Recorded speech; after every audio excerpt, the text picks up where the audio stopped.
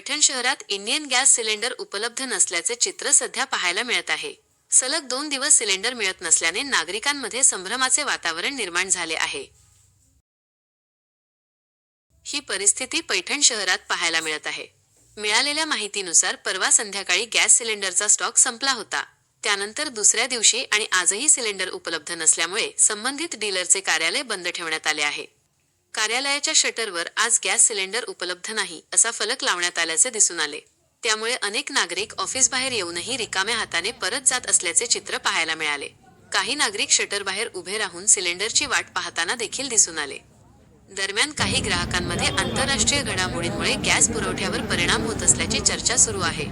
मात्र याबाबत अधिकृत स्तरावर कोणतीही पुष्टी झालेली नाही। याआधी दिलीप स्वामी जिल्हाधिकारी छत्रपती संभाजीनगर यांनी जिल्ह्यात गॅस सिलेंडरचा तुटवडा होणार नसल्याचे स्पष्ट केले होते आणि नागरिकांनी घाबरू नये असे आवाहन केले होते। नमस्कार, मी दिलीप स्वामी जिल्हाधिकारी तथा जिल्हा दंडाधिकारी बोलतोय।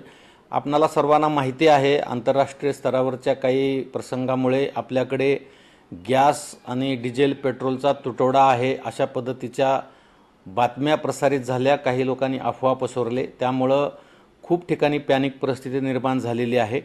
परंतु जिल्हा प्रशासन या संदर्भामध्ये दक्ष असून सर्वत्र तपासणी सुरू आहे। आपल्याकडे डोमेस्टिक म्हणजे घरगुती गॅस वापराच्या संदर्भामध्ये कुठलीही अडचण नाही आहे। त्यामुळं घरगुती गॅस ग्राहकांनी पॅनिक होण्याची कुठलीही आवश्यकता नाही आहे। आपणाला रजिस्ट्रेशन नंतर जो काही कालावधी दिला जाणार आहे त्या कालावधीमध्ये आपल्याला गॅस सिलेंडर मिळणार आहे।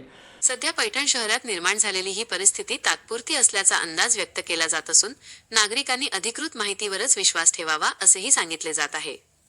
आपण पाहत आहात आर्यव्रत न्यूज मराठी। आर्यव्रत न्यूज मराठीसाठी प्रतिनिधी हुजैफा अली बोहरी, पैठण।